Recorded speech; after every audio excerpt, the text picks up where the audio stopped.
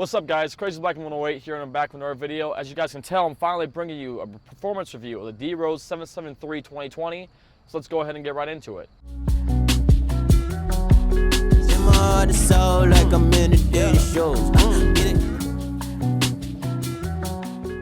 Alright guys, so let's see what we can say about this shoe. You guys have wanted this review for a while, and like usual, I can't seem to do things on time for YouTube, so I apologize. But with all that being said, what did I think about the 773 2020s? Well, this shoe, while being a budget-friendly model, it wasn't my cup of tea when it came to indoor performance. So when I hooped the shoe indoors for about a month or two, the big things I found I didn't like was the traction. The traction indoors was really bothersome to me. It just wasn't gripping the way I wanted to, whether I was on a clean court or on a dusty court. But of course, a dusty court's going to be like that. So you're going to your Genesis and 24-hour fitnesses.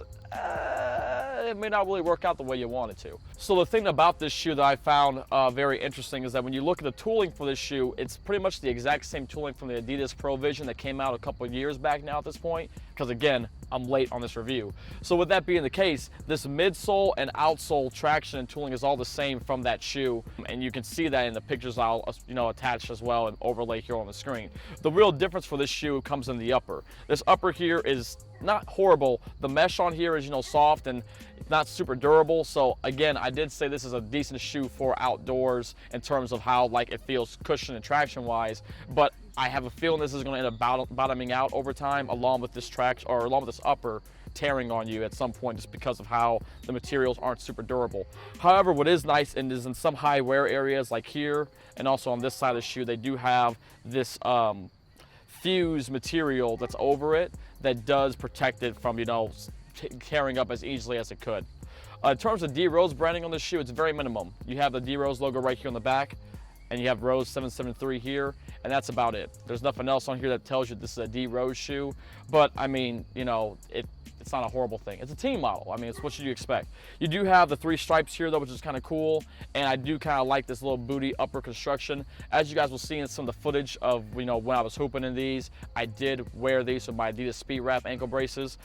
They're good, for giving me the extra support that I need, and I also like the way that this material does wrap around with the ankle brace itself. The tongue is slightly padded, which is cool. Nothing special. It's not a geo fit or anything like that, but it is something that at least gets the job done. At least is doable for what you need. And so those are some the other benefits. So I do want to talk about too my most recent experience of hooping with this shoe. I actually have not hooped in this shoe until today for quite some time, because I kind of swore off on them. I won't lie though, today, I mean, outdoors they feel pretty nice. I mean, they were all right. The thing is, what I did kind of forget about this shoe is that it is still a well-constructed Adidas shoe that still, gets what I mainly need done for an outdoor shoe. Outdoors, as long as it grips enough, that's what I need. What I do care about is how quickly I'm gonna burn through it though. And with today, this additional, where I've played these a couple of times outdoors already, they still have held up pretty well, which is nice. So the one thing I will say is that too, on a lot of cuts with the shoe, I felt like, the nice thing is that the lockdown in terms of the lacing system and keeping yourself on the footbed was pretty good. On quick cuts in, I still was feeling protected. I still felt like my foot was securely locked in, and that is one of the main things that I care about a lot outside of traction. I mean, for me, it goes traction, lockdown, support, cushion, and then materials and looks and style. All that stuff then falls place after that. So yeah, I mean, this shoe is a shoe that you guys may want to hoop in outdoors or indoors as you please. I have talked to some guys at my local gym that do have this shoe, that use them indoors, and they have said some of the same things that I said, but they also, in their opinion, it was fine. But for me, I just prefer the way the Rose 11s worked in comparison to I like the way I like the way the Rose 11s work better indoors compared to these. And so it's like a toss-up, especially now, when this shoe is able to be found for $50 to $70, I mean, guys, I'll tell you right now, that's a great deal. Just cop it. It's a good shoe, it will get the job done for you, and it will hold up good enough. But when it came to wanting something a little bit more performance driven and something that I felt would last me a little bit longer, I like the 11s more. What I will say that I'm going to be really curious about is comparing this shoe to the new Son of Shies that just came out recently. I still have not got a pair. I'm still working on that. But the Son of Shies, are kind of like a team shoe, right? They're a budget model. There's a lot that is like kind of unknown about that, and I'm kind of going to ask some questions before I do my review of them to give you guys some information on. And of course, the big elephant in the room, are we ever going to get a Rose 12? I mean, I hope, bro. I made the clock, bro. I need a 12 o'clock position. If I ain't got a Rose 12, what am I going to do?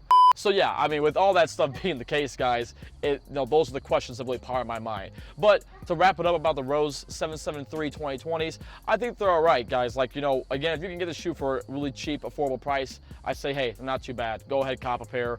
Use them indoors or outdoors. My preference would probably be using them outdoors. Indoors is not my cup of tea. It was my cup of tea.